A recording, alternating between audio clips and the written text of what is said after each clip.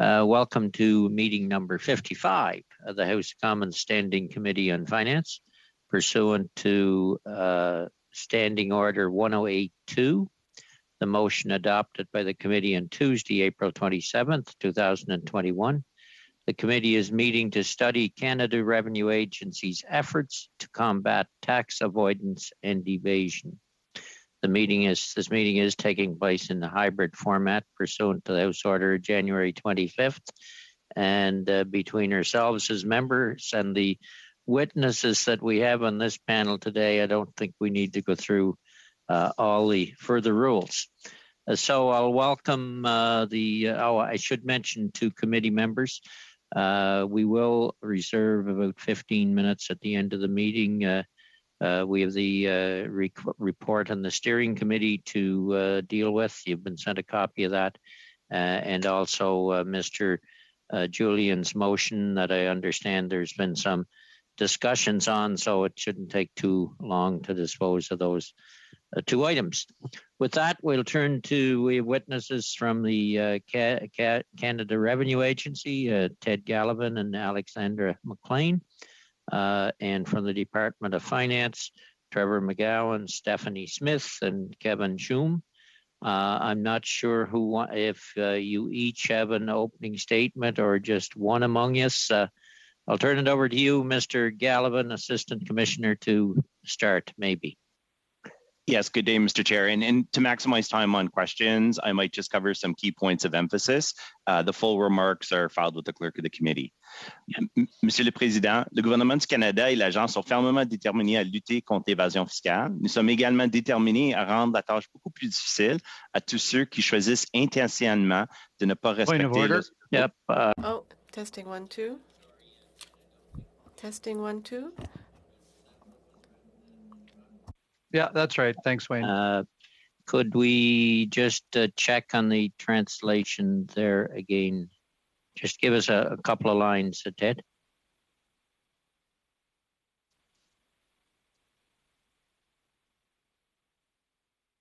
Apologies, Mr. Chair, as I unmute. It must be recognized that international tax evasion and aggressive offshore tax avoidance are very complex global issues. Are we getting the French there, Gabriel? Yeah, okay, we're okay, Ted. Go ahead. Thank you. Thank you, Mr. Chair.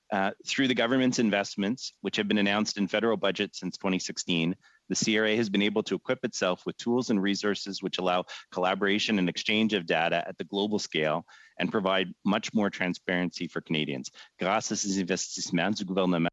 Because of these investments by the government, the CRA has benefited from better data, better partnerships, and ultimately better results in its fight against tax evasion. Exchange information via country-by-country reporting. Since 2015, Canada has participated in sharing of data related to international electronic funds transfers over $10,000. Additionally, with the implementation of the Common Reporting Standard in 2016, Canada and nearly 100 other jurisdictions have been able to benefit from data from financial institutions that identify financial accounts held by customers who are non-residents for tax purposes. Thanks to budgetary investment since 2016, the CRA has observed excellent signs of success. In fact, the agency has identified over $12 billion in gross audit assessments every year, over 60% of which is related to tax avoidance by large multinational corporations and aggressive tax planning by wealthy individuals. While the CRA had committed to finding an additional $5 billion over 5 years, we have actually achieved that goal a year early, despite the pandemic. In addition, our proven results demonstrate they were taking the right tax cases to the Tax Court of Canada, the Federal Court of Appeals, and the Supreme Court of Canada. Bien sûr, il reste encore beaucoup de travail à faire. Of course, there's still a lot of work to be done, but we have a proven track record to show that we are making it increasingly difficult for non-compliant individuals to continue their activities. In 2020 and confirmed in budget 2021, the government committed to investing an additional $606 million over 5 years, starting this fiscal year. Notably, we are working to close the high net worth compliance gap, bolster technical support on high-risk audits, and enhance the criminal investigations program. These investments will allow the CRA to fund new initiatives and extend existing programs targeting international tax evasion and aggressive tax avoidance. Les investissements continus du gouvernement du Canada dans la lutte. Continued investments allowed to safeguard against money laundering, terrorist financing, tax evasion, and tax avoidance, and make sure that people pay their fair share. Thank you. Okay, thank you. Does anybody else have anything they want to add, or it's Mr. McGowan with the Department of Finance? I see quite a number of people have their cameras off. Mr. McLean, Mr. McGowan, Mr. Smith, Mr. Schum. You're quite free to leave them on. It's not like what we're doing on pre-budget or on Bill C-30. Leave your cameras on if you like. You don't have to. You're quite fine either way. Okay. Better to see us. I see Ms. Smith's all smiles there. Anybody else? Trevor, did you have anything you want to add? Okay. Then with that, the lineup of questions, first round, 6 minutes, Mr. Kelly, Ms. Zerowitz, Mr. St. Marie, and Mr. Julian. Mr. Kelly. Thank you, Mr. Chair. And first of all, I'd like to say I am quite disappointed that in fact, I should have raised this perhaps as a point of order before I'm using my time, but where is the minister? Point of order. Sorry, go ahead. Point of order. Thank you very much, Mr. Chair. I think Mr. Kelly was intending to raise this as a point of order. I gather that it wasn't his intention to actually have it go into part of his time. Yeah, well, no, that's fine. Yeah, and okay. I think we I'd like maybe perhaps Mr. Chair, you can give it if you have an explanation. I'm open to it. I understand that the ministers are busy, but we asked for the minister, and we have an expectation as a committee to hear from the minister in this study. We haven't had the minister very long time now at this committee on anything, and I think it's about time she appeared, and we expect her to appear on this study. Oui, point d'ordre, si je peux me permettre, Monsieur le Président. Point of order, Mr. Chair. I totally agree with my colleague with regards to this. The minister was present during question period, and so on Zoom a few minutes ago we could see her. She was chewing her gum as usual. So we would really like to have some explanations explaining the absence. Thank you. I can't explain why not. The invitation was sent. The minister wasn't able to appear, and so we have officials intersted, which we've also invited. But you made your point. I will send a note to the minister that the committee was dissatisfied that the minister wasn't able to appear, and we look forward to her appearance at the earliest opportunity. That's about all we can do at this stage. Thank you, Mr. Chair, and okay. I will say to officials that we are happy and pleased that to have you here, and it's great to have the detailed information that officials can provide, but we will, as a committee, likely members of this committee have political questions about the policies and priorities of this government that cannot be properly answered by officials. So if I may then to officials, how I'm not even sure where to start, but I'll just let's go back to the Auditor General's report in 2018. I've put this question before. There was a very shocking report that was disappointing to many Canadians to hear that the Canada Revenue Agency would automatically disallow the expenses as eligible tax deductions. This is for ordinary Canadians that don't have offshore accounts and don't participate in complicated offshore avoidance schemes. So if you're a regular Canadian, you must provide documents in 90 days or you will automatically have your deduction allowed and disallowed and tax applied. For other taxpayers, I'm reading right from the Auditor General's report, for other taxpayers, such as those with offshore transactions, the time frame to provide information was sometimes extended for months or even years, and often with no taxes applied. So could officials tell us if this is indeed still the practice at the CRA for offshore filers to be granted unlimited extensions, it would seem. And if you're a small business operator in Canada, you've got 90 days or you lose your deduction. Thank you, Mr. Chair. I think a broader point and then a specific point. The broader point is in the case of regular Canadians, when we're asking them to substantiate a moving expense, it's true. We would allow 90 days. If they contact us, obviously we're open to extensions, but there is a fairly narrow ask with a fairly tight frame. Then you'd ask yourself, why with a multinational enterprise or somebody with offshore, why would we give them a series of extensions? Why would we appear to be indulging them? The fact is those cases are going to court. We are sure at the $1 million point that the taxpayer is going to want to litigate. And certainly when you get into the $300 million and $400 million files, there's going to be litigation. And the CRA has an onus at court to prove its case. And so the additional time that the CRA is putting into those files is actually to increase our chances at being successful at litigation. So that's the general point. But more specifically, we have made timeliness one of our 3 corporate priorities for audit in the branch. And we are going to court to compel taxpayers, large taxpayers, to give us the information we need more quickly.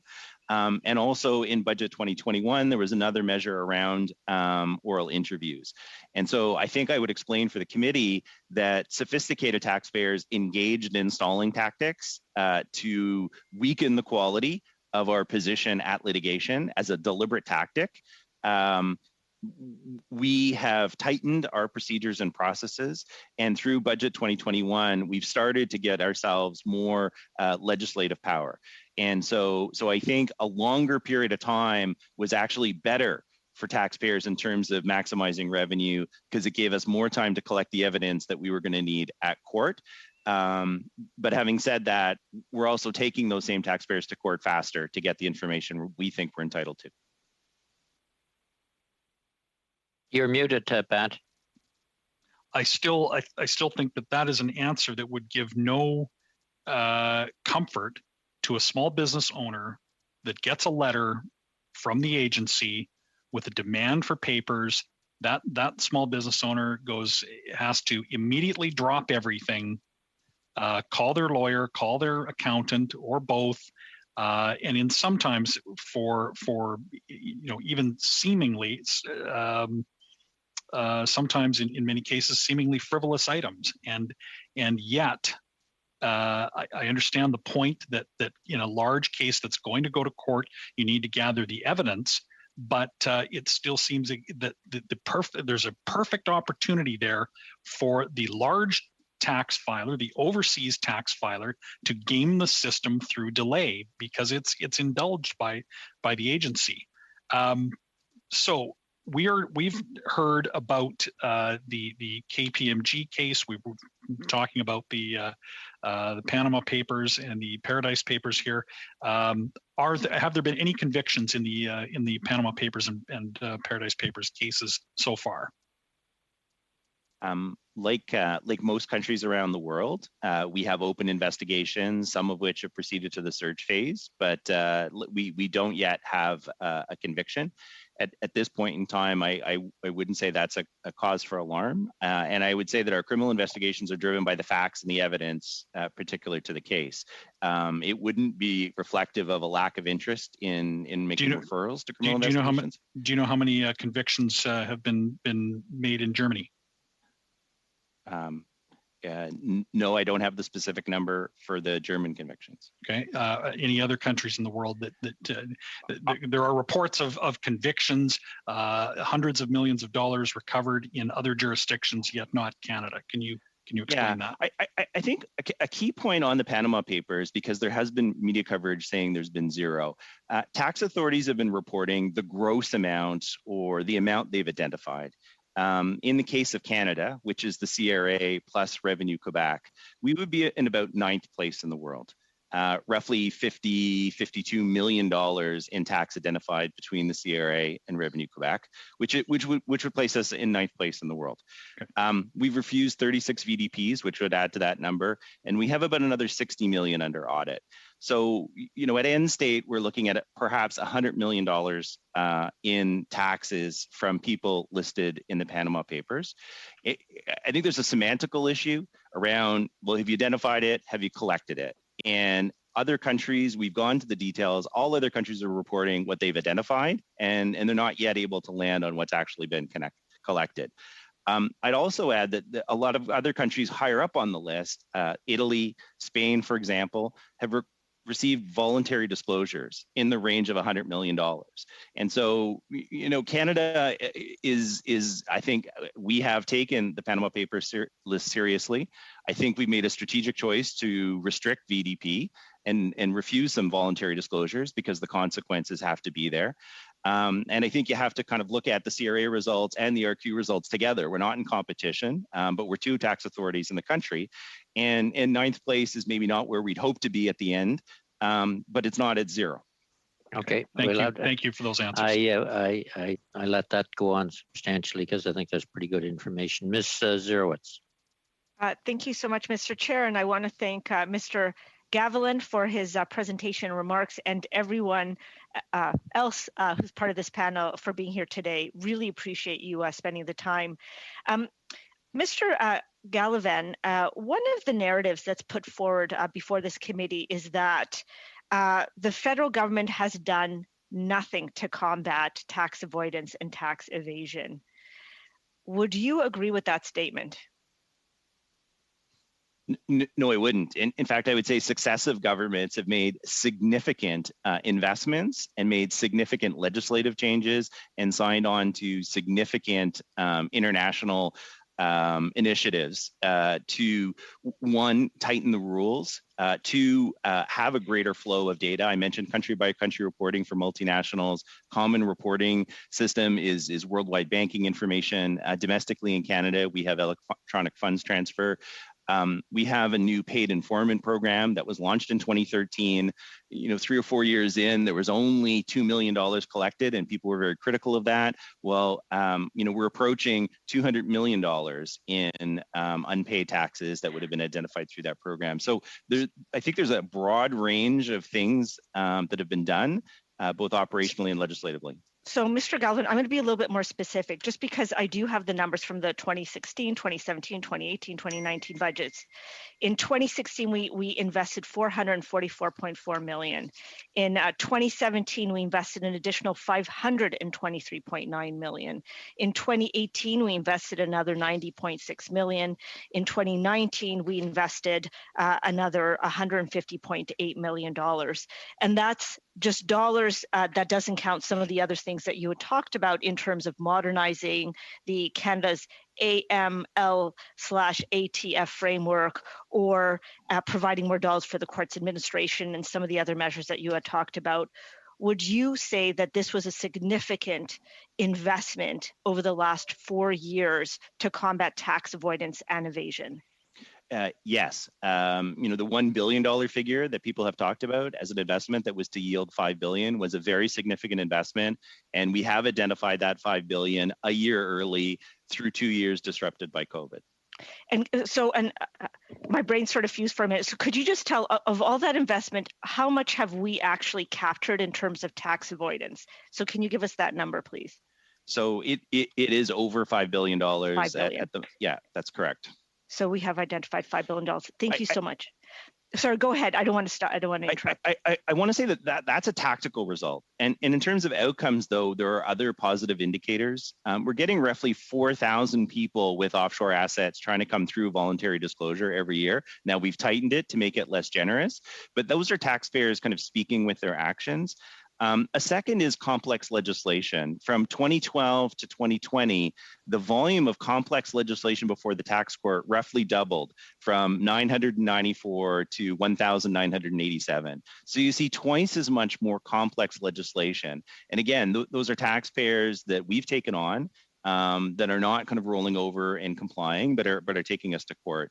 And then finally, there's a form called T1135. It's the disclosure of your offshore assets. Again, from 2012 to 2020, we've grown from 200,000 people disclosing their offshore assets to 400,000. So again, roughly a doubling. And so I think you can see in these trend lines that taxpayers are reacting to the crackdown in two ways. Some of them are trying to do voluntary disclosures and disclose their offshore assets because they've got the message and they'd like to comply. And then others are taking us to court.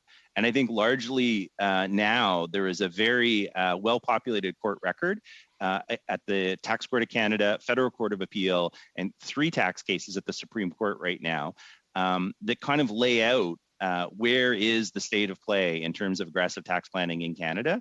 And again, I'd refer you to Budget 2021 that had a number of measures, in part reacting to adverse court decisions and reacting to kind of this reaction by taxpayers to CRA's increased efforts. Okay, thank you. And then my next question is about, you were talking about that Canada's 9th in the world.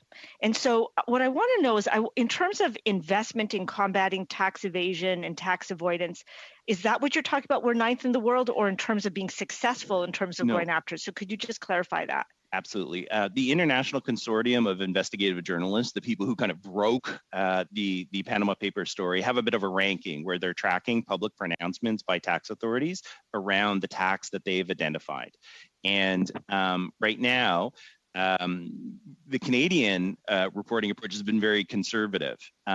We have tended to get hung up on collected versus assessed. And so Canada, if you take the CRA and Revenu Quebec together, are just upwards of $50 million in tax, additional tax already identified, which would put us in 9th place. And then if you look at our inventory, our open Panama Papers audits that the auditors are working on right now to document so they survive court challenges, we know we have another 60 million yet to come.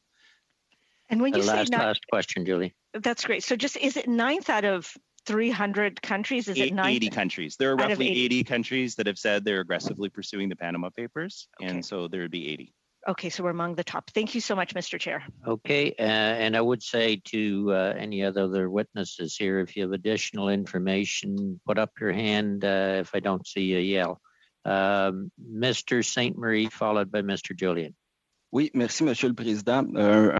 Thank you, Mr. Chair. I have a brief comment on what's just been said. Canada is behind Colombia, and if you look at the amounts that are recovered, is nothing close to the Germany, for example. If we look at the Radio-Canada article, Revenu Quebec managed to recover more money than CRA. So in my opinion, there's been an issue. To say everything is going well is not really the case. So, Mr. Chair, today's meeting is to ask questions to the Minister of Revenue with regards to tax evasion. The reason why we had this meeting is to explain to the committee why did CRA sign an agreement with KPMG and its clients. The reason why we have this meeting is to ask what she is doing as a minister to solve this issue with regards to fraud. What has to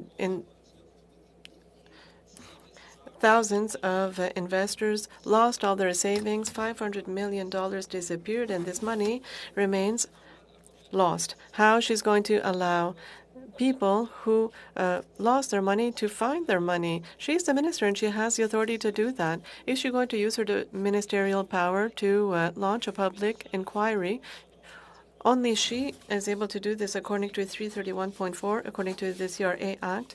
The reason why is to ask her what she's doing with regards to these sword companies. I wanted to ask, but she chose not to appear. She is being like an ostrich with its head in the sand. She's not here. This is deplorable, and I can tell you that the committee is going to continue to ask for accounts. A person can save face once, but not twice. Mr. Chair, I'm convinced that we're going to come back to this and we're going to find a way to hear the minister speak on this subject. As I said, she was present during the entire question period in her office, so I find it totally unacceptable to not be here. This is such an important study. We're talking about fiscal justice equity between taxpayers, and justice needs to be rendered for the small scale savers such as Mrs. Watson. The minister's absence is totally unacceptable. This being said, I would like to thank the officials for their presence and thank you for being here to answer our questions. Very much appreciated. My questions were essentially for the minister to speak to these points that I've raised. So I will begin, though, with questions from Mr. Gallivan. Thank you for your presentation. If we look at the issue of KPMG and what happened with shell companies on the Isle of Man, can you confirm that we're talking about 16 clients, 14 accepted to be identified and 2 refused? Is that correct, Mr. Gallivan? Non, les chiffres sont moindrement. No, the figures are higher.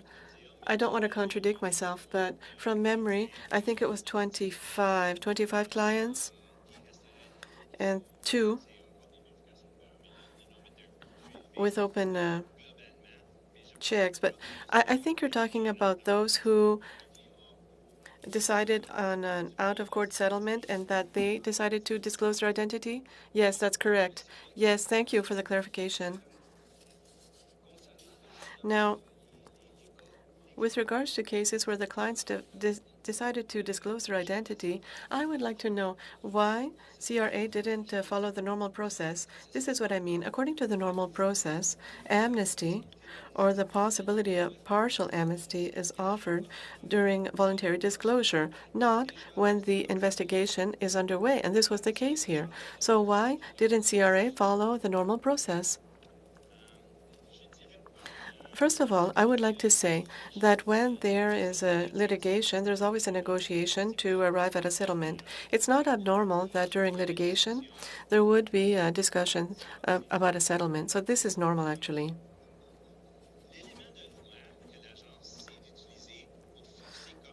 What was used to force KPMG to disclose identities? This act had just changed, and so we began our court action under the former act. And when we arrived at the court, the legal advice was that we were not certain to obtain the identity. So the first factor, there was a legal reason why the CRA might never know the identity. Second element is that given that this happened over several years, we found a way to check for 15 years, 16 years, 13 years for some participants. And this increased the bill. And so we drew the line saying that all taxes should be paid. For us, in order to avoid the risk of losing before the courts and to never know who these people were, we accepted to take all the taxes to go back 15 or 20 years, and this is quite rare normally, but rather than to run the risk of obtaining zero. Yes, but Mr. Gallivan, I think that it's still a bargain agreement. As if you look at what the IRS did in the U.S. for KPMG and the clients, they required names and they obtained them. They were threatening KPMG in the U.S. that they would be classed as a criminal organization if they didn't. And these agreements with the CRA is that, oh, you're going to pay the taxes, you're going to pay back at a certain interest rate, but at a lower interest rate as what is charged to the average taxpayer, and no other penalties. So, I mean, really, this is gating the limit of legality, and I think it should be criminal. I think there's too much leeway in these agreements, and this settlement with KPMG and its clients, I find that this sends internationally a bad message. If you want to commit fraud, come to Canada. The worst thing that can happen to you is that once there's an investigation or something, oh, you'll have to pay your taxes. And what you're saying is, oh, yes, and you'll pay the taxes 15 years back, but I mean, it would... Once again, this is a political issue, and I would have liked to discuss this with the minister who chose not to be here. One last question. Go ahead. Okay, merci. Thank you. Now, with regards to the KPMG issue and the shell companies on the Isle of Man and the people that did not disclose their identity, is this case still pending? Is this before the courts? Is it an active case? What's happening? With the main group of participants, we have identified 24 million in back taxes, and we have 2 files that are still open. We also have found another 70 participants represented by other boutique firms, and another $7 million was identified. We looked at all the electronic transfers between Isle of Man and Canada over a 2-year period. We found another 90 Canadians that were of interest. 45 of these audits led to another 17 million. So in total, the work on the Isle of Man, $48 million were recovered in additional taxes. 15 audits of unrelated files to KPMG are open, and 2 with KPMG are still open. So you're way over. You'll get another round down the road a little piece. Mr. Julian next, followed by Mr. Lawrence. Philip. Peter. Merci beaucoup, Monsieur le Président, et j'aimerais remercier. Thank you, Mr. Chair, and I'd like to thank all the officials that are here today. And we hope that your families will remain safe and sound during the pandemic, and thank you for your service.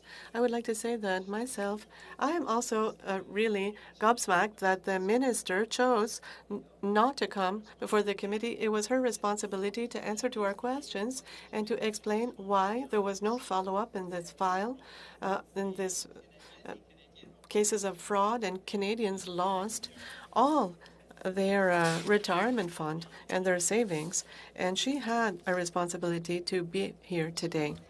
I'm very surprised and quite frankly, profoundly disappointed that the Minister of National Revenue chose to avoid the committee today, decided not to come and answer questions about what has been a massive fraud that deprived thousands of Canadians of their entire retirement savings. And the case around the Isle of Man scam and KPMG is something that the minister needs to come to committee and to explain. And I hope that that happens in very short order. I'll join my voice to the colleagues about this. So I have a number of questions about KPMG, but first off, Mr. Gallivan, I'm very happy to see you again. A year ago, you came to committee and I asked you a series of questions, and I want to, I guess, to get a very brief update. I'll start with the Panama Papers. How many of the corporations named in the Panama Papers have now been charged by CRA? As I was explained previously, given the point that we're at in terms of our investigations. Is that still none? Yeah, that's correct. A year later. Okay. Yep. How about the Paradise Papers? How many of those corporations have been charged? Again, the Paradise Papers was very different than the Panama Papers. It was publicly available information that people already would have had, and I don't think we've confirmed any investigation of criminality around the Paradise Papers. Okay, so still none 1 year later. How about the Bahama Papers? Again, these are publicly listed. The information is available online. How many of the corporations who have been involved in tax evasion and have been named in the Panama Papers have actually been charged? Just, Mr. Chair, to get at the root of the question, it is the facts of a case that will decide whether criminal charges will be related or not. It's not a discretionary choice on the part of the revenue agency. So in the case of the Bahamas Papers, it is 0. Okay, so 0 for Panama, 0 for Paradise, 0 for Bahama. How about the Isle of Man scam? How many of the corporations or individuals involved have been charged? Again, Mr. Chair, based on the facts of those cases and the statutes and the jurisprudence, there have been no charges laid to date. Thank you. I appreciate your honesty on this. This is a year later. I asked you those same questions a year ago. There's been absolutely no progress. And yet the Parliamentary Budgetary Officer estimates that Canadians lose $25 billion a year to massive overseas tax evasion.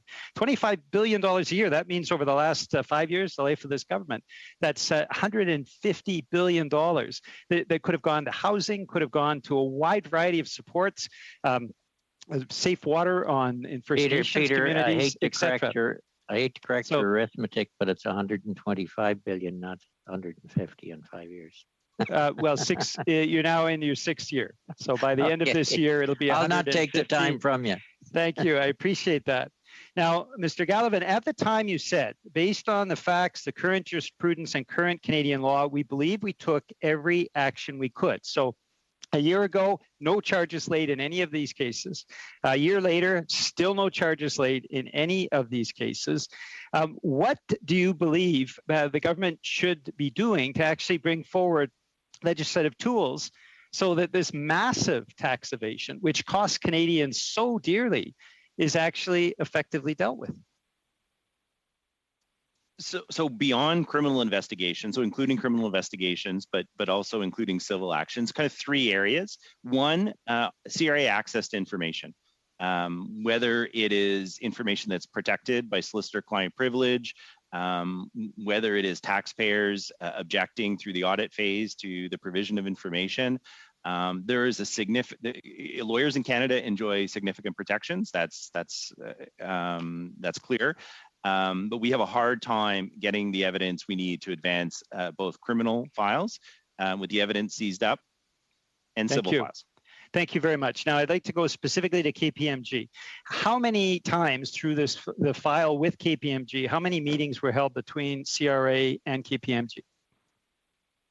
I would speculate. I'd have to give the answer off. I would say dozens. There would have been dozens of meetings. Okay, and how many written communications were there between KPMG and CRA? Again, we're talking more than 25 clients, so there would have easily been 100 different pieces of correspondence. There was litigation around finding out who they were, and then, of course, resolving the actual tax bill that they had to pay and getting to that $24 million amount that I talked about. Yes, but and you can understand when we're talking about 150 billion by the end of this year that has disappeared to overseas tax havens. The amounts that you're citing in terms of what has actually been collected is appallingly low. I did want to come back to your comment about the 9th place of Canada in terms of the actual size of the economy. And tax collected, what place does Canada find? Because many of the smaller countries may have collected less in tax, but have smaller economies. So proportionally, they're doing much better. Is Canada in 20th, 25th place when you actually compare apples to apples? Yeah, I did that, and I think we were, relative to our economy, we were 10th. There was a slight change, but again, I'll say use the example of Colombia, which your colleague mentioned. Colombia surprisingly has $100 million US dollars, all from one voluntary disclosure from one taxpayer, and so I would suggest that's an anomaly. And I think the point I was trying to make is far from being a laggard, we were in the mix. I hope to do better in future. But we were clearly not in last place at 0. Last question, Peter. Final question. Has KPMG ever consulted with CRA about how to change the Isle of Man scam in order to make it more acceptable to CRA? Not to my knowledge, no, and it would be highly unusual if they had. Okay, thank you both. Turning then to Mr. Lawrence, who will be followed by Ms. Kotrakis. Mr. Lawrence. 5-minute rounds, Philip. Thank you very much, Chair. And through you to Mr. Gallivan, I'm going to build on some of the questioning that has already been put forward. And so I would also say to you publicly, I do believe that you and your team are working as best. I believe it's a government that's ultimately failed. And perhaps we see a sign of that as the minister's failed to appear today. With respect to section, I believe it is 380, how many offshore tax havens, how many individuals or how many corporations have been charged underneath section 380 with respect to offshore tax havens? Right now, we have 55 ongoing investigations which have an offshore tax element. And I'm not trying to duck the number on convictions. I just don't have that number in front of me right now. Perhaps you could get that to the committee? Happy to do it. Perfect. I'm also troubled by the way, what sanctions has KPMG faced for their role? Our work on the KPMG Isle of Man situation is ongoing, and so I guess the details of that would be protected under 241. But I would just say our work in that regard is ongoing. Okay, so Transparency International referred to us as having a notorious reputation for money laundering. And in accordance with the Commission inquiry into money laundering in British Columbia, they estimated there's between 45 to 113 billion dollars flows through Canada illegally. If you did the math on that, you might come up with a 20% tax rate of $20 billion. The PBO put this at we're losing $25 billion to offshore tax havens. How would you rank us compared to the rest of the world? Because it appears as though most of the NGOs are putting us near the bottom. Colleagues from finance may have a view on this as well, but I spend most of my time looking at Canadian residents who may owe the CRA tax. I think what you're describing would be resident nationals of other countries that other tax authorities would be interested in. I would say that the beneficial ownership registry announced in the budget should definitely make a significant shift in the transparency around beneficial ownership of corporations in Canada. Does anybody from finance want to enter, Trevor or anyone? Okay. All right. Sorry, Mr. Lawrence, go ahead. No worries. Thank you, Mr. Chair. And that's what I wanted to actually talk to you about next was the beneficial ownership. Now, it's not planned for that registry to be in place until 2025. Is that correct? I believe the exact timeline. Oh, go ahead, Trevor.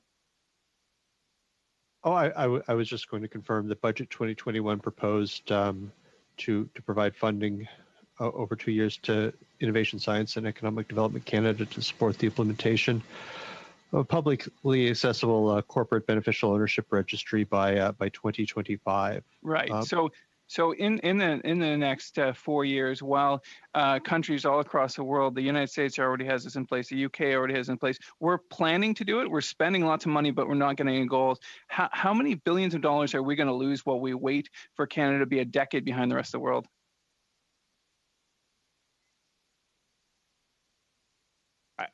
The first point I would make is we're not idle. In other words, we haven't down tools in awaiting the beneficial registry.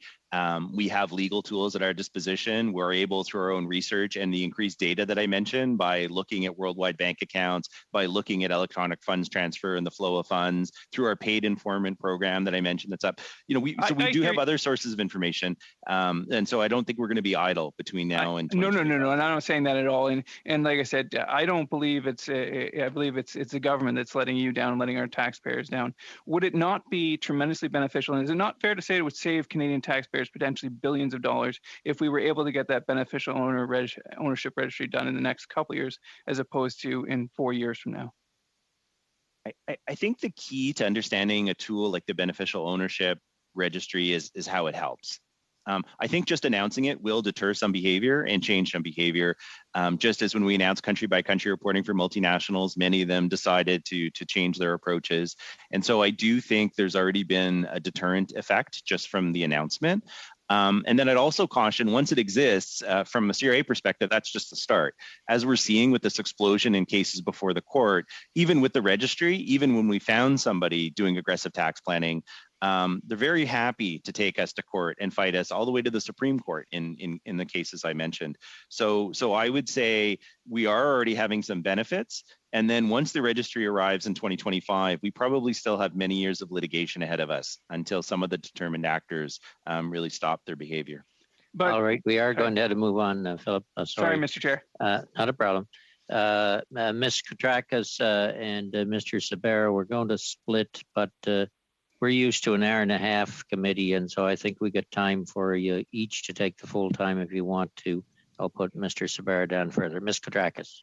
Thank you, Mr. Chair, and thank you to our witnesses for being here this afternoon and answering our questions. I would like to quote Debbie Davio, who is the president of the Professional Institute of Public Service of Canada, the PIPSC, who appeared before Finance Committee in early May. Mrs. Davio stated at the time that the CRA used to have, and I quote, international tax units that were very well organized and could work together more effectively to produce documents from an offshore tax filer. But those units were broken down some 10 or so years ago in favor of interspersing these tax experts within more generalized teams.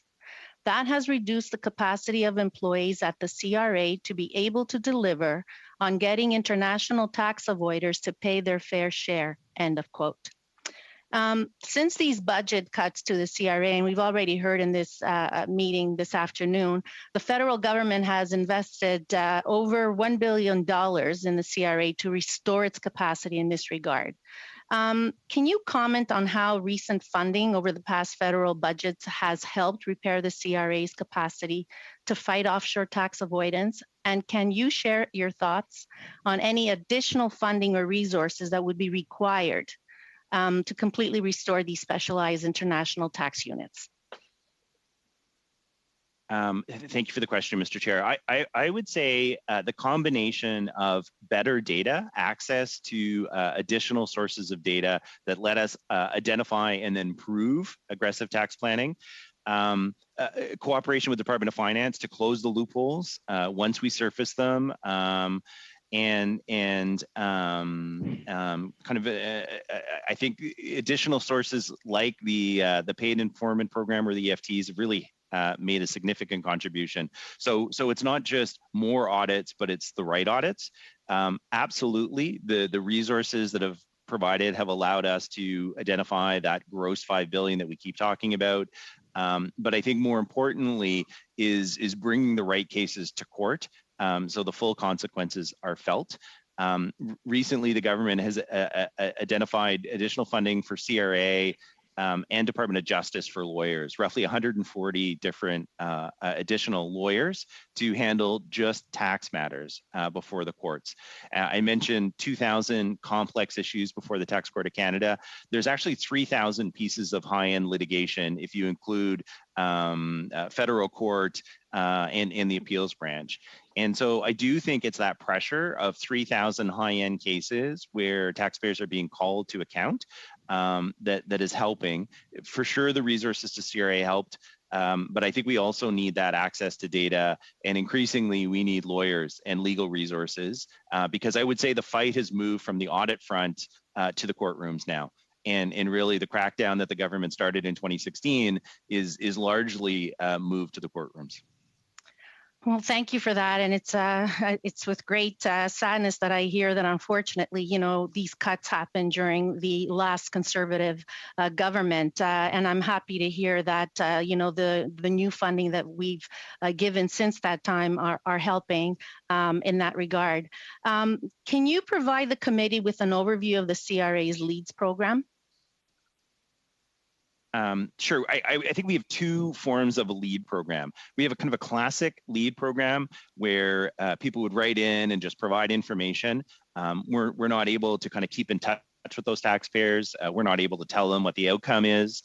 And, you know, those vary from some very good leads to perhaps just disputes between neighbors or family members. And so some of them are of relative low quality and the information is not helpful to either start an audit or certainly to finalize one. The second program, the offshore tax informant program that started in 2013, is a very different program where we sign a contract with the informant. They receive a percentage of the funds collected. And that's the program that has approached $95 million that's been identified directly and already billed and has another $100 million in the hopper. And so I would say we kind of have a two-tiered process, one for serious offshore issues that involve financial reward, and then a more general program, and very different flavor of results between the two. Okay, we will have to move on, Annie. Mr. St. Marie, 2 to 3 minutes, and same with Mr. Julian, followed by Mr. Falk. Oui, merci, Monsieur le Président. Thank you. My questions are for the Department of Finance. Mr. McGowan and colleagues, it's important to not have double taxation if there's an economic activity happening. Normally, this is written in the fiscal treaty that Canada will have with another country.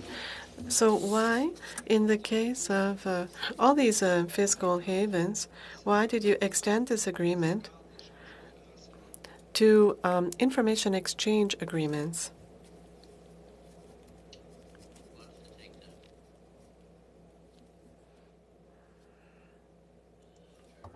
Go ahead. Perhaps would Stephanie like to take it? She's okay. An expert on tax treaties. Ms. Smith, you're away.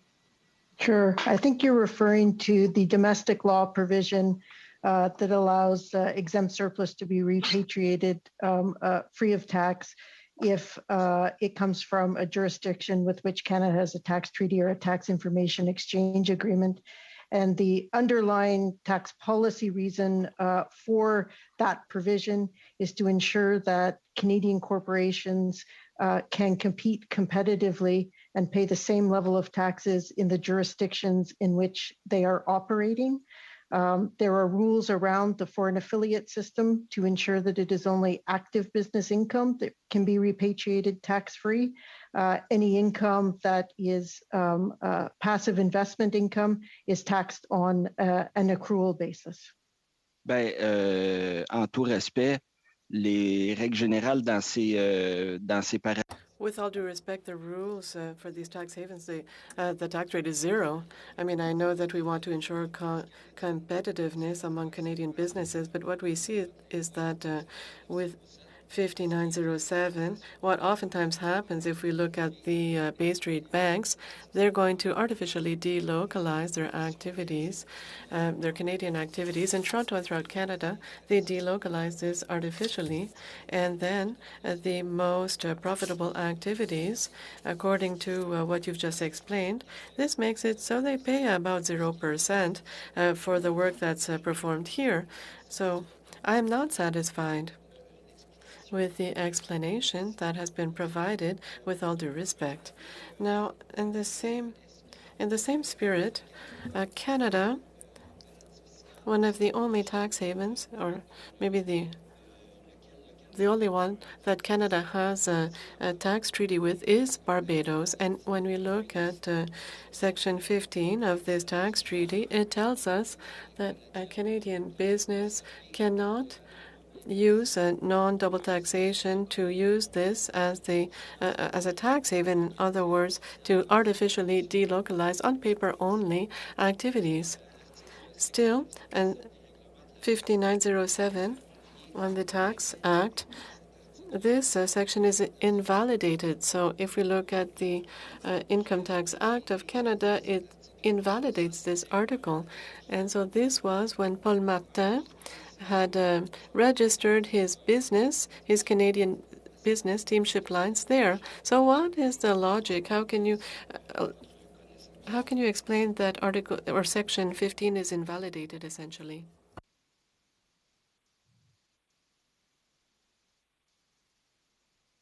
Sorry, I was on mute, Ms. Smith. If you want to give that one a go, or is it you? I can start. Unfortunately, I was just trying to pull up the treaty with Barbados so that I could confirm the reference to Article 15. Au besoin, vous pouvez nous renvoyer une réponse écrite aussi, il n'y a pas de problème. You can send us a written answer as well. There's no problem with that at a later date. Trevor, maybe we're best to do that because in terms of trying to pull up both pieces of legislation, I can't off the top of my head remember. Article 15 normally is about employment income, but it doesn't fit with the question. So, okay, then we'll look forward to a written reply on that. Okay. Turning then to Mr. Julian, who will be followed by Mr. Falk. Peter? Thanks very much, and thanks again, Ms. Smith, for having answered that question. But so what you're doing is raising a very important policy question. So what do you do with the Bahamas, where a tax rate is 0? If that income is declared there, is it not true that to avoid the double taxation, to be competitive, as you've mentioned, that none of that income would be subject to tax here in Canada? Ms. Smith? Oops, you're muted. Go ahead. If there is real active business activity taking place in the Bahamas, to which they subject it to a 0% tax, and they can repatriate those dividends tax-free, then there would be no additional Canadian tax. Now that's by virtue of Canadian domestic law, as opposed to operation of the tax treaty specifically.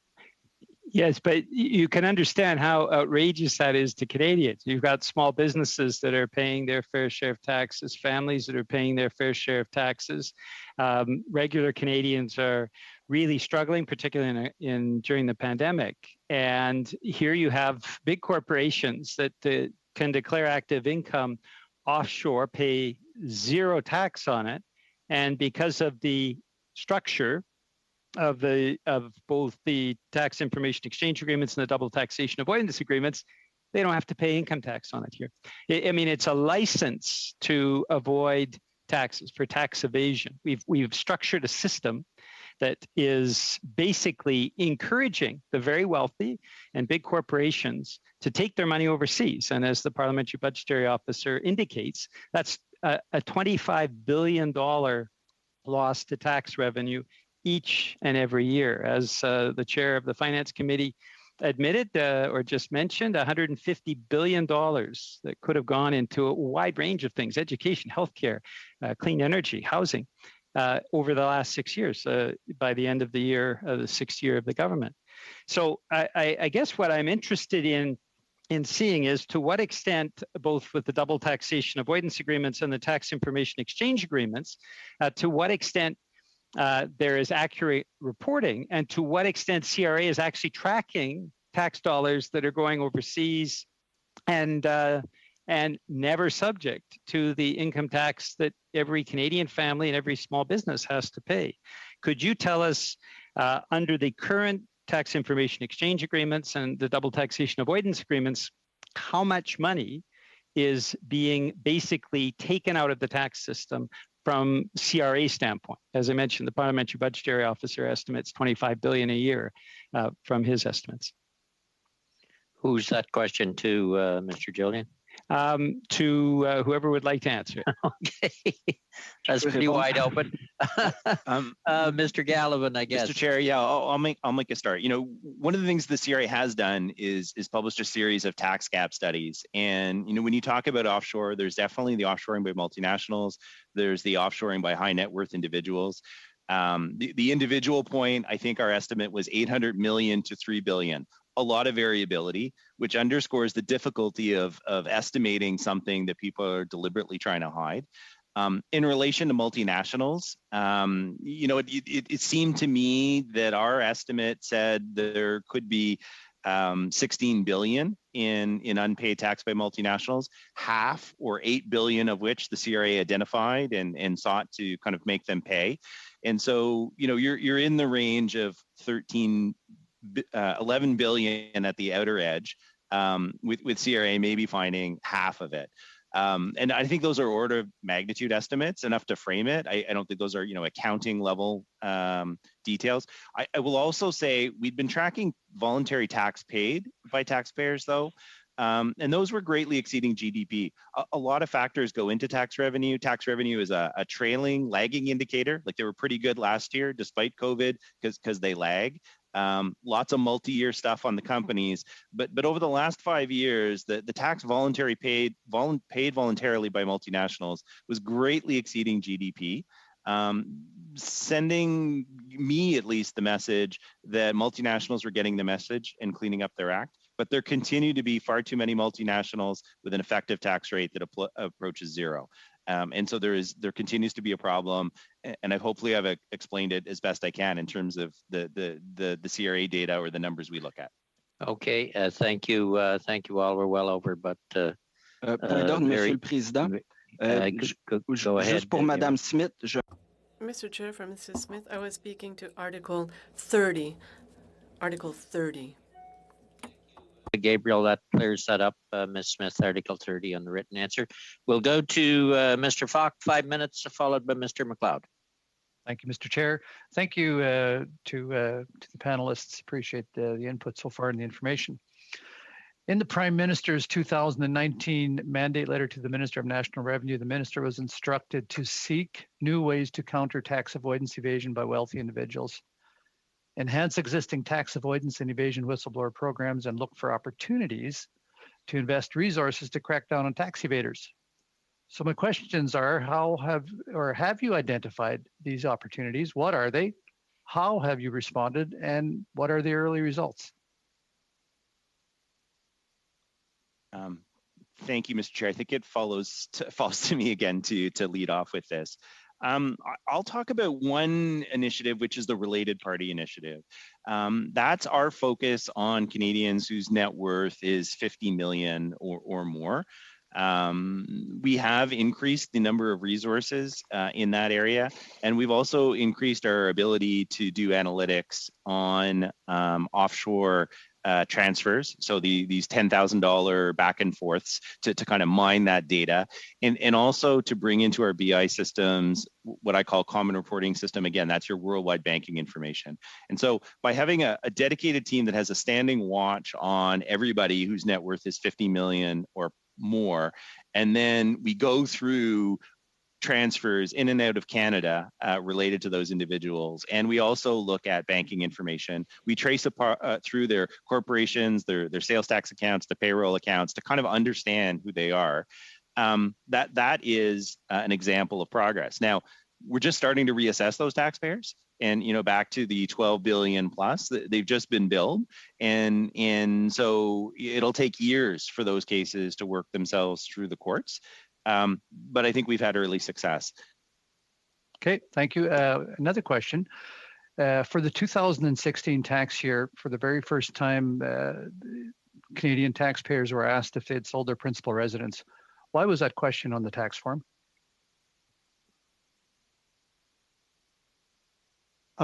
Thank you for the question. The question provided more information to the Canada Revenue Agency on what is a very significant tax exemption, maybe one of the most significant tax exemptions for many Canadians, that they don't have to pay capital gains tax on the sale of their principal residence, but it is something that had not been reported. And so it was difficult for the Canada Revenue Agency to gather data on the compliance with the rules, and also for analysis on policy to see that it was achieving its intended objective. At the same time, there was some aggressive tax planning uncovered that was, for example, intended to provide access to the capital gains exemption for non-residents, which was unintended. That, along with the reporting change, was addressed in, I believe, 2016.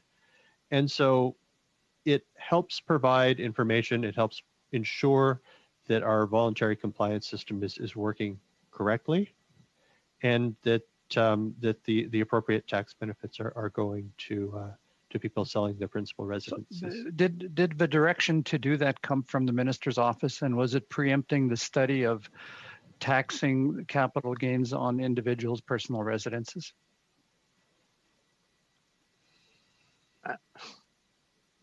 I don't recall where the request for that came from, or what the genesis of it was.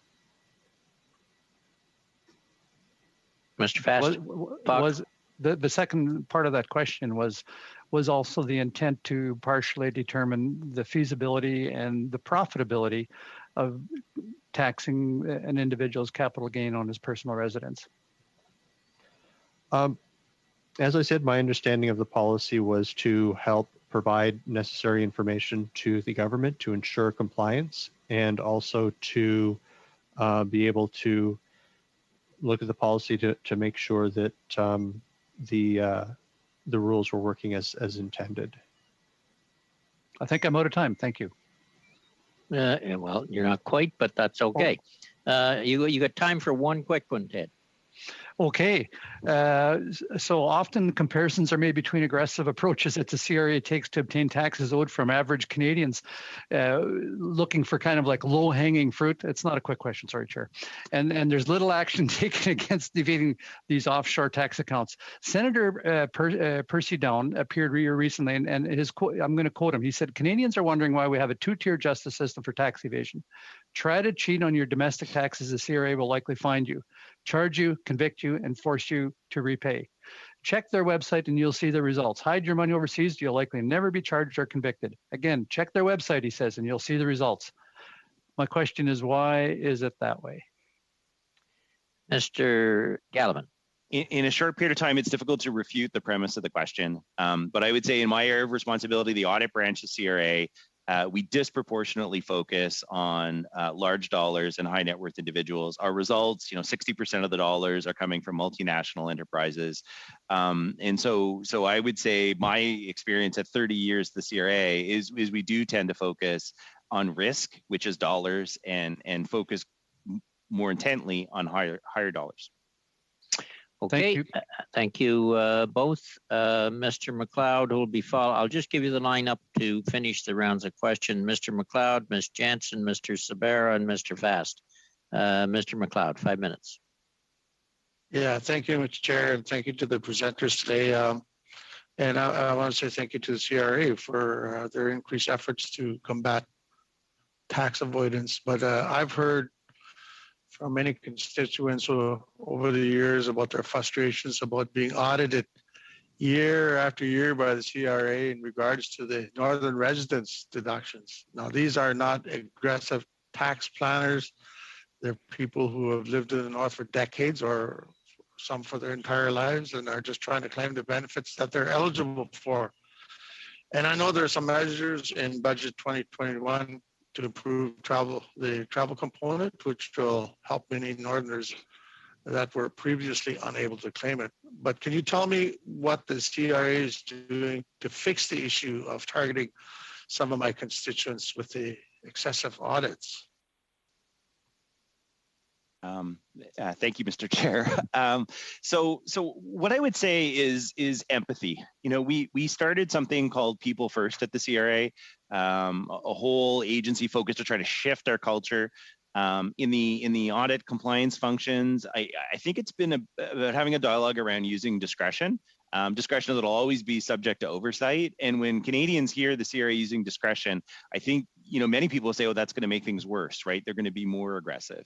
But it's been talking to our employees about reacting to the facts in front of them, and giving taxpayers a bit more the benefit of the doubt. More recently, it's taken hold with this idea of empathy and really talking to our employees about what empathy is, what empathy isn't, and how to demonstrate greater empathy. And I would also say COVID has helped. In COVID, the CRA was really involved in trying to help the Canadian economy, try to help regular Canadians and issue benefits. And I think for our frontline staff and myself and others, it's made us more appreciative of what regular Canadians can go through, and to be a little bit more consultative and collaborative. And so I do agree that we need a culture change. Our commissioner has launched it under something called People First, and for people in enforcement and regulatory jobs, we're really trying to talk and have a dialogue about empathy and being more empathetic. Yeah, well, I hope that works, because I certainly get the calls. But it seems to be that the northern residence tax deduction triggers something in the system that requires an automatic audit. My next question is, we've heard a lot about international treaties, and we've heard about how CRA is already collecting additional tax revenue. I wanted to ask if you could comment on how the international treaties could be improved to assist the government in fighting tax evasion.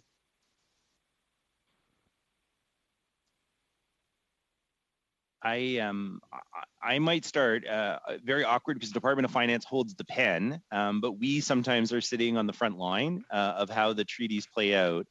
And I would observe, one, Because we've been more active internationally, the collections component and the number of treaties that maybe have a collections component is more of a priority than it used to be. I would also say that, Luxembourg comes up very frequently. And I think, both the commissioner and myself have been comfortable saying, if treaties are generally good and effective and they're there for lots of reasons, and colleagues in finance work very hard and consider lots of factors. But I would certainly say that as we look at the multinationals we deal with, the Luxembourg Treaty in particular seems to have a very, very wide degree of use. Thank you. Do I have time for one more? You got one more. Yeah. Okay. My next question is about the, it seems to be that there's a small number of high net worth individuals engaging in complex transactions intended to avoid the collection of tax debt. Budget 2021 proposed introducing amendments to the Income Tax Act to address this sort of planning. Can you give us some comments on whether or not you think this is a positive direction for the government to take? I'm not sure. That might be Mr. McGowan. I'm not sure. Go ahead, Mr. McGowan. Thank you for the question. I'm happy to provide some general comments on section on the collection of tax debts proposed amendment. There's an existing section in the Income Tax Act, section 160, that is intended to prevent somebody who owes taxes from moving their assets to a non-arm's length person in order to avoid having to pay their tax debts that they owe. Tax planning has arisen, which sought to frustrate that rule and prevent its application, with the ultimate objective being that people who owed taxes, or corporations, typically could move their assets through a series of transactions, very carefully ordered and staged, so that the assets were moved ultimately to another entity, so that when it came time to pay the taxes, the corporation or the legal entity with the tax liability had nothing left to pay, and the Canada Revenue Agency was frustrated in its attempts to collect the taxes. This sort of tax planning is highly aggressive, to say the least, with owing taxes and then just moving your assets away so that the Crown can't collect. And the Budget 2021 proposal would attempt to help fix the wording of Section 160 so that it can't be avoided, and so that it achieves its initial policy intent in order to prevent this type of planning and to ensure that that everybody pays the taxes that they owe. And so it improves upon an existing mechanism in the Tax Act to help improve fairness. Thank you. Thank you. A little over. Ms. Jansen, followed by Mr. Sabero. Ms. Jansen. Thank you. My question is for Mr. Gallivan. I have to say the word empathy is never a word I've thought of when I thought of the tax man having been audited in the past. It's an interesting concept. Let's hope it actually takes. Now, we've seen CRA grow by 15%, give or take, over the past 5 years. And yet the revenues that they've generated with those new employees hasn't really grown at the same rate. So Canadians can expect that these investments would lead to things like catching more tax cheats that are like using offshore shell accounts to launder money, which then comes into our country and damages housing affordability. But instead, we've been seeing CRA going after small mom and pop shops during the pandemic. So it looks like CRA is more lenient on big tax cheats and throws the book at the little guy. It appears the government doesn't even have the will to go after those who have enough money to hide it offshore. And when they do catch them, they protect their identity and let them off with a small fine. So compared to how other countries are dealing with the issue of offshore tax havens, Canada looks like we're very permissive. So how can we fix this problem, since throwing money at the problem hasn't made much of a difference in regards to taxes collected so far? Like, why should Canadians believe that adding more people will have any better results? Thank you, Mr. Chair. Perhaps I'll make a start and maybe my colleagues may come in after. Again, I think it's the premise of the question. So Canadians are certainly voting, or taxpayers, aggressive taxpayers are voting by coming in increasing numbers to make voluntary disclosures. They're disclosing their offshore assets. As I mentioned, that's roughly doubled. Our revenue generated by audit is up more than 15%. And in fact, the average audit has doubled. The average dollar value of an audit has doubled. And that's, again, I think, a function of increased horsepower and better data. So it isn't the case that revenues are down or have failed to grow. They have grown. And taxpayers who are facing this are increasingly having to have recourse to the courts. And I mentioned the doubling of the court cases. So I think the fight has been taken to them. Now, what's missing? Perhaps greater consequences. And if you look at interest as being part of the consequence of a tax audit, when interest rates were 10 or 14% and much more than the market returns, interest was probably a big part of the consequence of tax cheating and getting caught. But now, with the market exceeding the interest that we charge, maybe that deterrent value isn't there. Yes, thank you. You were just mentioning that we've grown by 15%, but so we haven't seen any actual increases, which is disappointing. But Debbie Davu, president of the Professional Institute of the Public Service of Canada at Finance Committee, suggested CRA's focus should be on wealthy individuals and powerful corporations to do the majority of the cheating. Now, I had asked her why CRA appears to be aggressively focusing on small mom and pop shops for audits during COVID and ignoring the wealthy individuals. And she identified this actually as a real problem. And her response was the following, and I quote, "I just don't think Canada Revenue Agency is up against," sorry. Just hold on, Tamara, we're getting a feedback from somewhere. Somebody got their mic on? Try it again, Ms. Jensen. Okay, so I'm going to quote her. "I just don't think that they have the same capacity to address the international taxes that they do to address local taxes. Canada Revenue Agency are up against, as I said, tax giants. These are the people who have immense skill, technology, expertise, and other big companies on their side," end of quote. So it's interesting to hear how your testimony asserts the complete opposite here today on how well CRA is doing on chasing down wealthy overseas tax cheats. With the amount of dollars that have been invested at CRA over the last years, why didn't you invest in the tools you need to go after the big guys rather than focus on those little mom and pop shops, especially during a pandemic? Thank you, Mr. Chair. So let's start with one of the premises, which was COVID.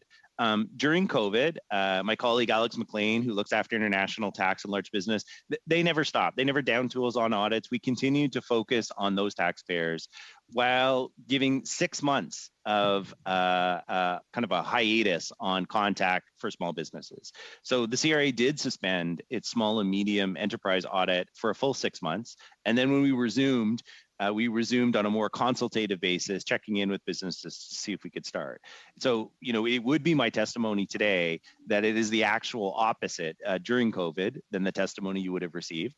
That the CRA never stopped its work on high net worth individuals and big companies through COVID. And we made a deliberate pause because we understood that small businesses were suffering during COVID. And then when we resumed, we tried to make it on a more consultative basis based on the readiness of that business to withstand an audit. Okay. Did you want to add something, Alexander McLean?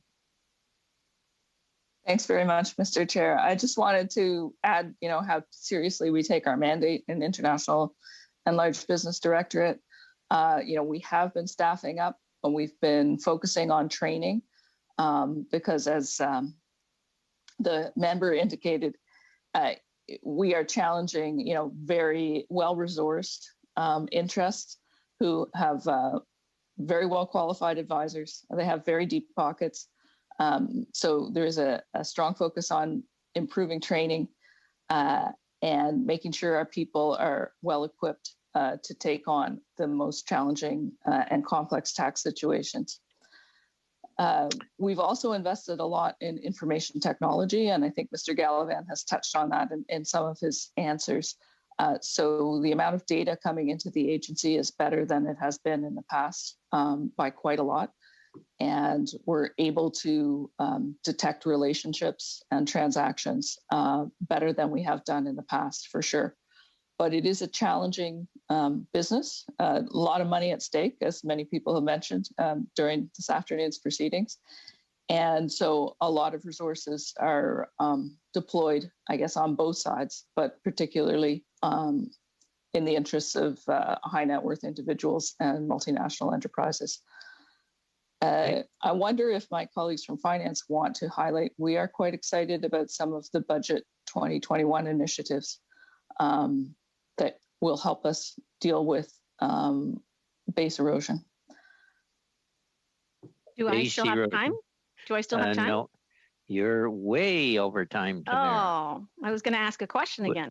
We might have time for supplementary at the end when we get the next witnesses on. Trevor, did you want to add one thing? You're leaning forward there.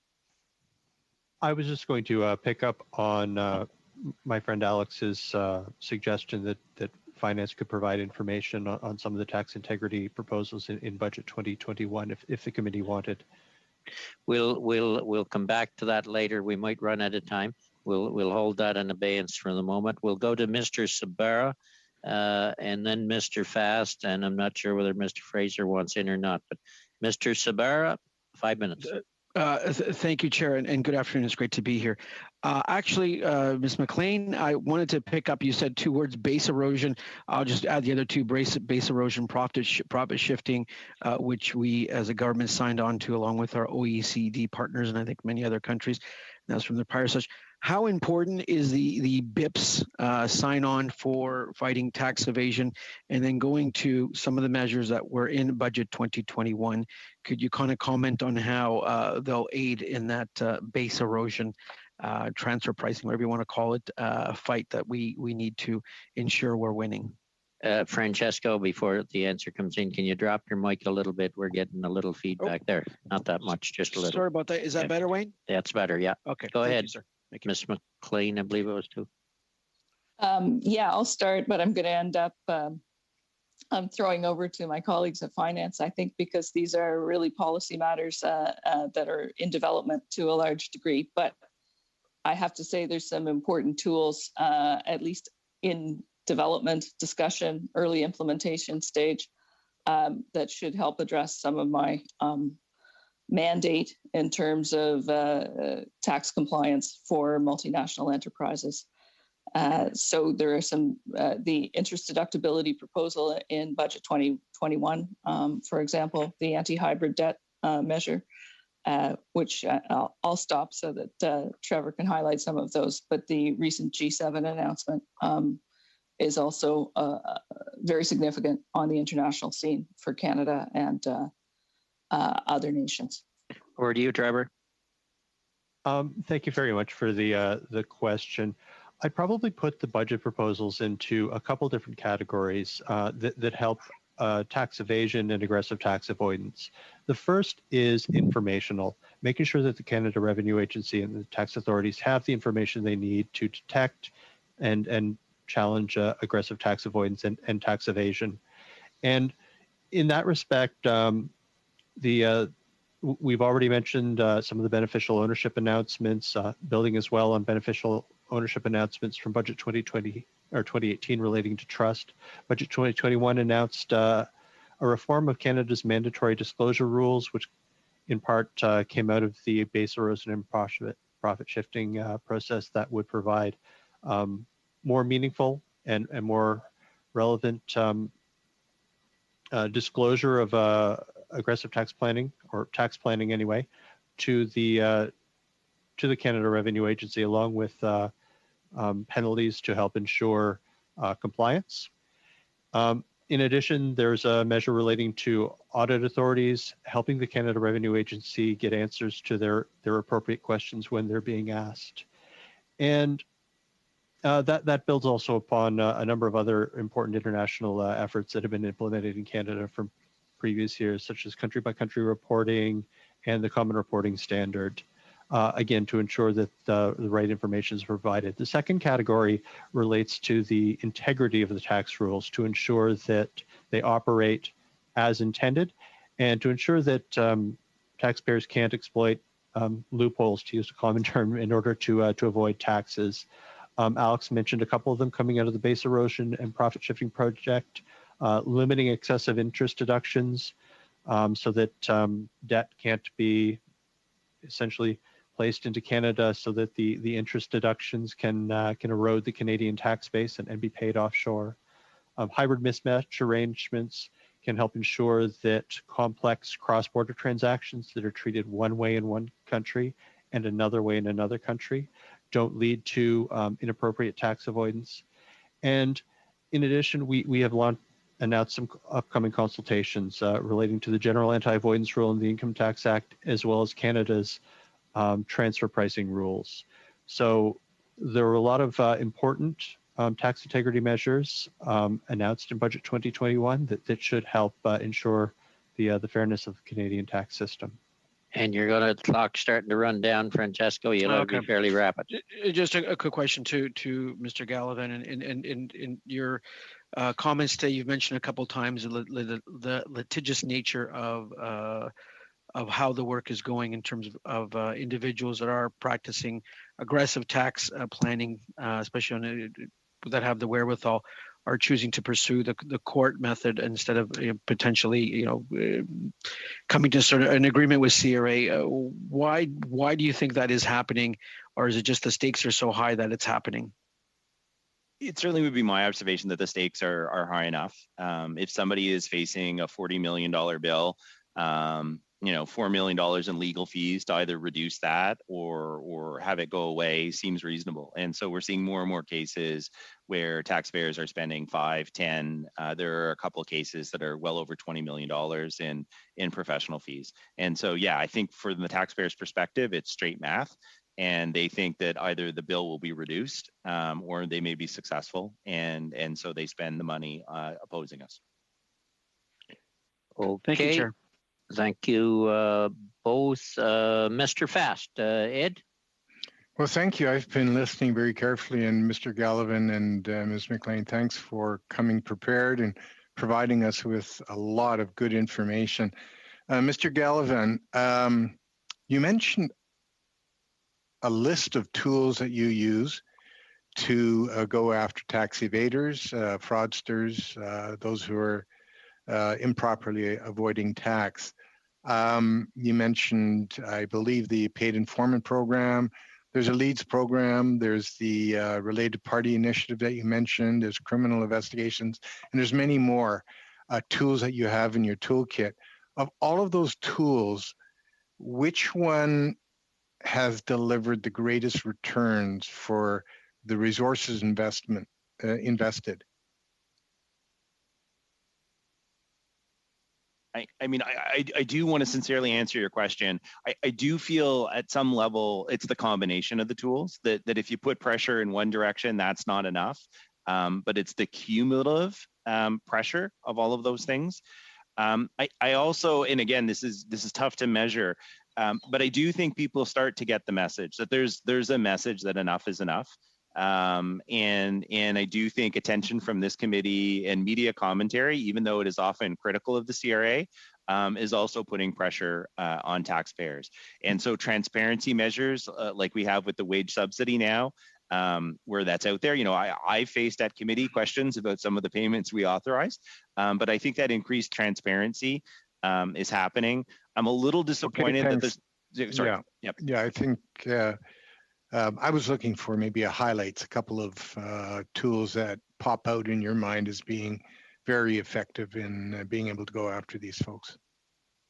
I would say any automatic data exchange where CRA is getting data from a third party, we're getting it automatically and across the board, and people know we have the data, kind of has a chill effect. Yeah. A question to Mr. McGowan. Earlier, my colleague, Mr. Falk, asked you the question, when was the declaration of personal residence included on tax forms? Do you know the year that was added?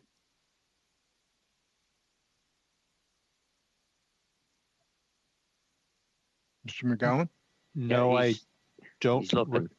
I apologize. I don't recall the first year that it appeared on the tax forms. And you were also asked who would have directed finance to include it, and you couldn't answer. Is that correct?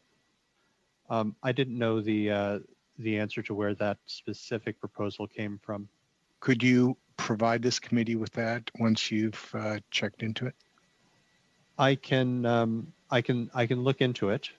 I don't know where the information might lie, but I can look into it. Well, obviously, it would lie probably in the year in which it was first included on the tax return. That would be helpful for the committee. Also, might want to even ask, Ted, it might even come from the previous government. It was it might. That's 2015. what I want to know. That's what I want to know. And then I want to ask: has the Department of Finance actually either participated or contributed to CMHC's study on intergenerational tax inequity and the housing market?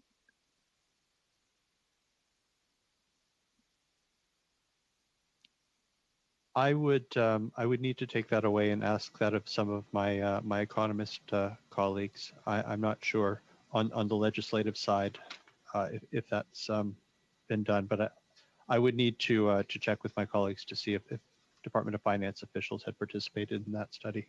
Okay, can I ask you again the rationale? If you could explain to me why that declaration is even included on our tax returns.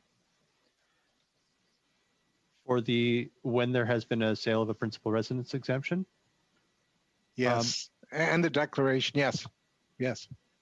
The sale of a principal residence exemption essentially provides that any capital gains on the sale of the principal residence are tax-free. And so that for many Canadians can be one of their biggest capital gains or biggest investments that they have. And it is also a significant tax expenditure. And it is something that hadn't been previously reported.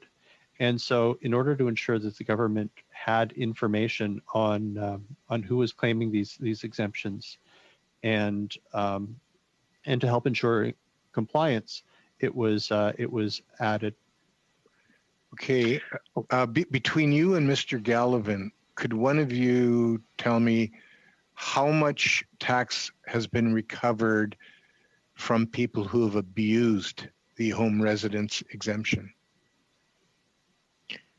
And that'll be the last question, Ed. I mean, I just a quick answer. We have a real estate program, which is probably broader than just abuse. But that program has yielded $1 billion over the last 4 or 5 years, mainly focused on the lower mainland of BC and GTA. But that would be a lot of things, including sales tax and other matters all mixed in. Okay, thank you all. We'll go to, I believe, Mr. Fraser, and then I'll take 3 or 4 single questions if people want to give me their hand. I see Mr. Julian, Mr. St. Marie, and I know Ms. Jansen has one. And how much time do I have, Chair? You can have 5 minutes if you want it. Okay, I may not need it, and I apologize in advance if I ask a question that's already been asked, having not participated in the first few segments of the meeting. I will put a question to our officials. The finance minister, as part of conversations with G7 counterparts, has recently made news over the issue of a proposed agreement to establish a global minimum tax, corporate tax rate at 15%, which is Canada's federal rate of corporate tax today. I'm curious if you can shed some light on the impact that kind of multilateral agreement will have on business practices where multinationals are trying to shift the income from one jurisdiction to another without shifting the work in order to avoid tax that otherwise would properly be paid in a country like Canada. Who wants to take it? Kevin or Stephanie, do you have anything on Pillar 2? Or Kevin? There you Yes, go, Mr. Shorn. Sean. Yes, thank you for the question. So the work at the OECD and G20, the inclusive framework towards a global minimum tax regime for corporations, it's very important in the context of some of the matters that have been raised at this committee today.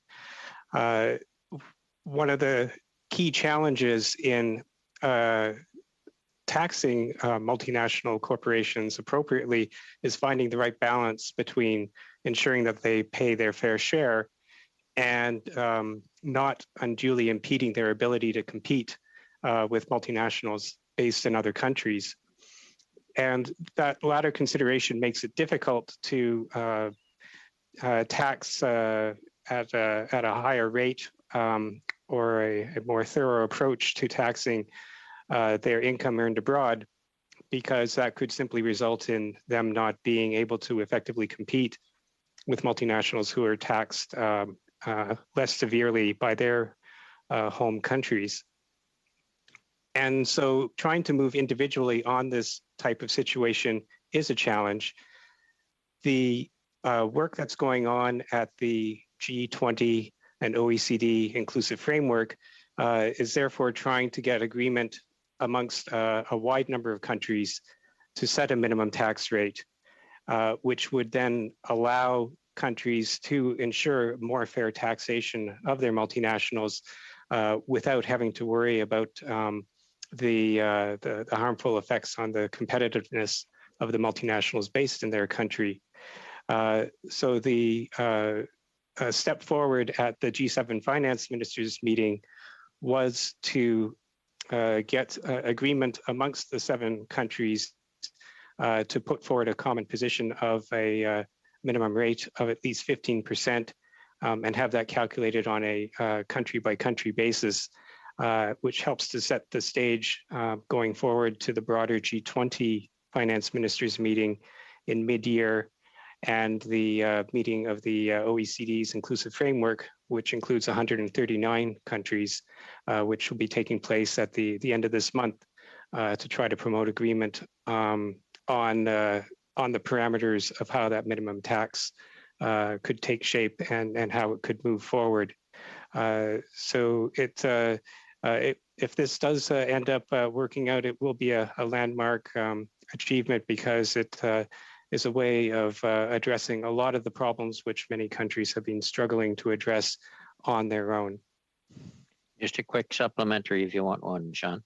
Well, look, this may have been asked given stakeholders that some of us have probably met with before. I'm just curious. I've heard previously from union representatives for public employees who work in this space who've indicated that lack of human resources in regional offices at CRA is a barrier to enforcement.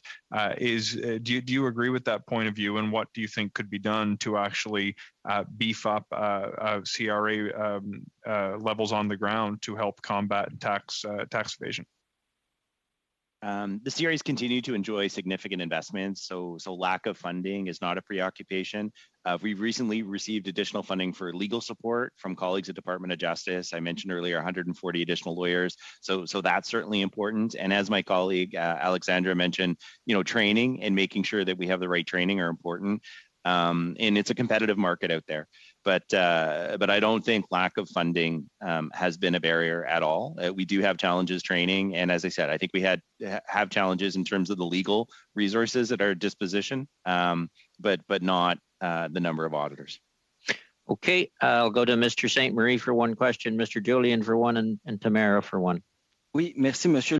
Thank you. Mr. Gallivan, on behalf of the CRA, do you have a message to reassure smaller investors that were had in the Weinberg, Northshed, and Montreal affairs? And we talk here about possible link with KPMG. Are you cooperating with the RCMP in this file? Are things going well? I think that the message that I would have is that we inserted ourselves in the file, and we're trying to obtain the best information available. And as we are able to obtain facts, we are going to proceed with consequences based on the facts. Thank you. Thank you both. Mr. Julian. I'll ask you to answer the same question in English. All of these people who've been defrauded of their retirement savings in these various scandals linked to KPMG, what is your message to those people who've lost their retirement savings? And I'll also ask you if you can tell us the sum total of those funds that are have been collected and those charges laid internationally with all of the overseas tax havens that Canada has agreements with. That's a complicated question, Mr. Gallivan, but yeah, go ahead. I'll go quickly in English to repeat the answer I provided previously in French, which is just the CRA did become available, become aware of the situation, and we are pursuing additional facts, and to the extent we can get facts and data, we will apply whatever consequences we can legislatively. And so I think the investors should know that the CRA is playing its role in relation to any of the statutes we administer. The second question seemed to be the total charges related to offshore tax evasion by ourselves and partners. If I could suggest OPQ or another kind of written question so that I make sure that I can address it, because I'm not sure if this related to the matter at hand or all forms of tax evasion. So I'm just a little unclear in the question. All forms. If you want to know if you want globally what all tax authorities have done, I'll have to get back to you with a written answer. Okay, we'll have to get back on that one. And Tamara, last question. Supplementary, you said. Actually, Mr. Lawrence is going to ask the last question. Thanks. Okay. Where'd you go? Go ahead, Philip. Thank you, Mr. Chair. What an honor to end Finance Committee. So, Mr. Gallivan, of course, we're going to be wanting to get those folks who are evading taxes through offshore tax shelters, and we've talked about that a lot. But there's going to have to be some greater resources, I think, to make that happen. And I have a theory, and I want you to say this. So, for the rest of the middle-class Canadians who sometimes pay because of this government effective rates of 30, 40, 50, 60, even 70%, wouldn't it be a great way that you wouldn't have to enforce, you wouldn't have to do so much detection, you wouldn't have to harass small business owners as much if the government just simply lowered rates? Wouldn't lowering rates on middle-class Canadians reduce the amount of tax avoidance? You know, I think, again, I'm going to choose to go after some of the premises in the question. And I do think it's true. We've had some overzealous auditors who have asked too many questions of small business. You know, and I talked about our interest in shifting the culture of empathy and getting away from that. And so, you know, my role is to administer the laws as written and as enacted by Parliament. And whether that is a 53% marginal rate or a different rate, you know, we're going to continue to apply the same strategies and techniques. Okay, thank you. Thank you. I have the simplest of questions, Mr. Gallivan. One of my biggest complaints recently comes from mainly accountants who were complaining that in Charlottetown, they understood that the outside drop-off box, now this is really simple, the outside drop-off box at the CRA in Charlottetown, they understood had been shut down during the beginning of COVID, but it hasn't been replaced. And as an accountant tells me, there is no reason why somebody in that building can't go out and open up that box and get the returns rather than sending them to Winnipeg for labor deductions or whatever it might be. So that's a fairly simple one, just common sense. As a former interim director of the Summerside Tax Center, sir, I will find out. I would presume there's a good reason why that hasn't been restored, but that will be the next email I send today. Okay, thank you. And it's at the Charlottetown office. They may have it outside at the one in Summerside, I don't know, but Charlottetown office where I've been getting the complaints from anyway.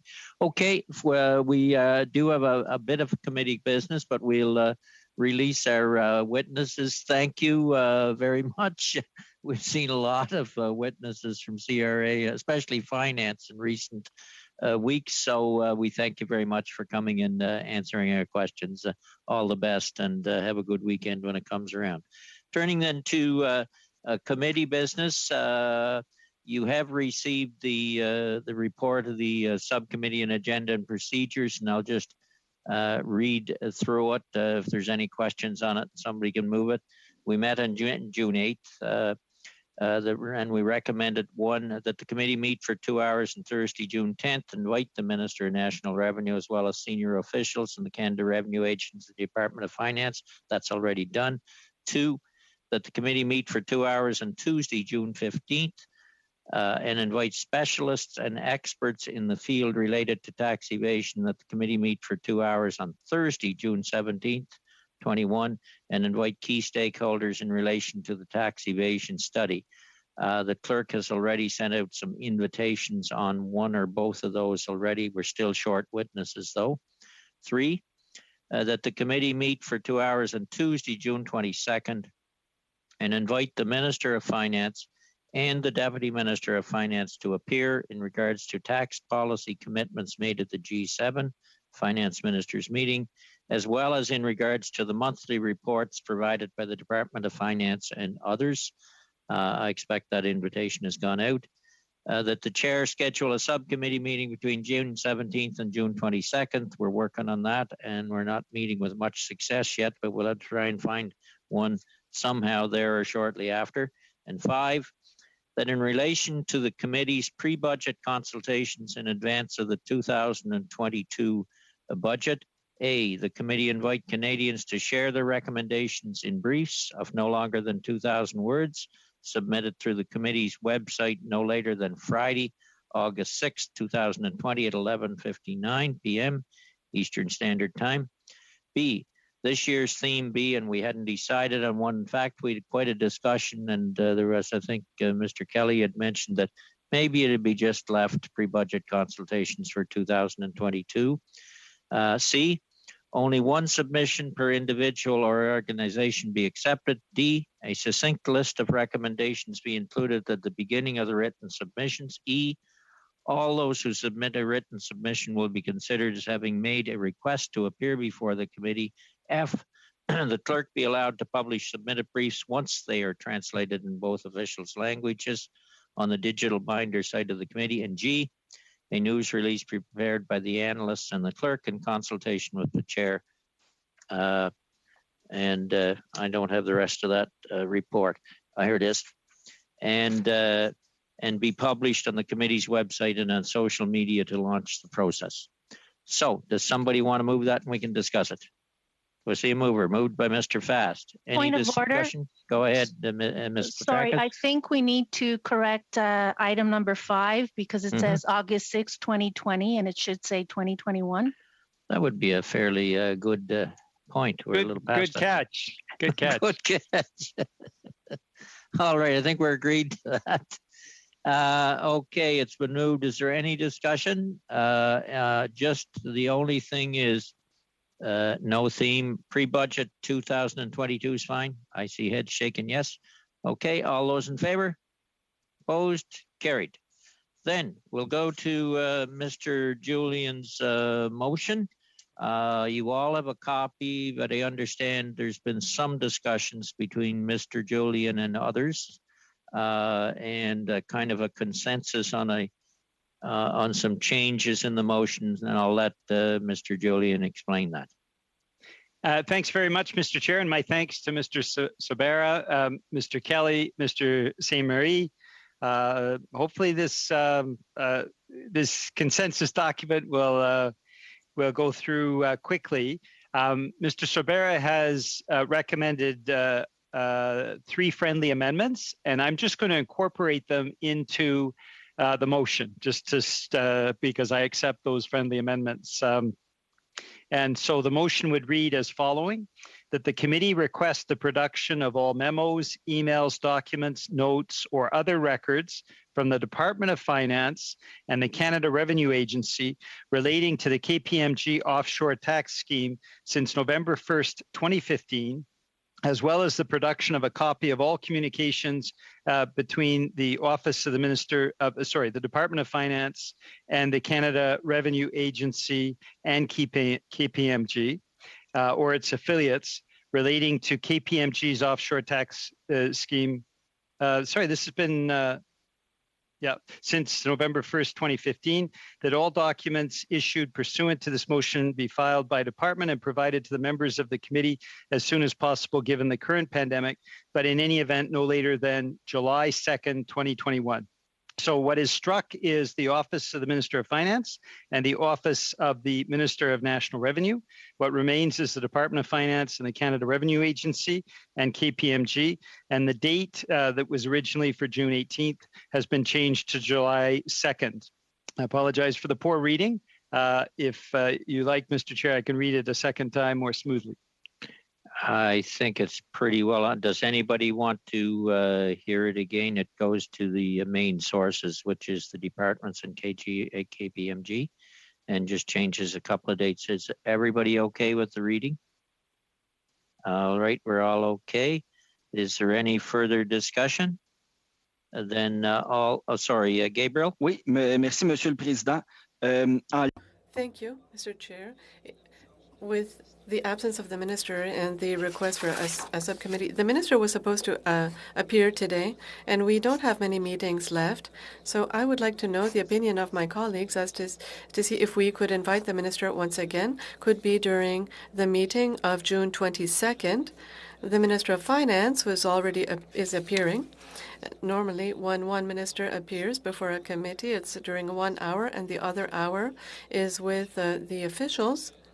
In this case, could it be possible to have the Minister of Finance for 1 hour and then the Minister for CRA for 1 hour to compensate for her absence here today? Okay, before I get to that point, we'll get into that discussion in a minute. I believe there is a general agreement on Mr. Julian's motion. You moved it, Mr. Julian. All those in favor? Opposed? Carried. Okay, on Mr. St. Marie's point on an invitation to the minister. Is there any discussion on that? I support Gabriel in that. I think that's a reasonable. I mean, it would have been better for her to be here today, but we will take her on the 22nd if that works better.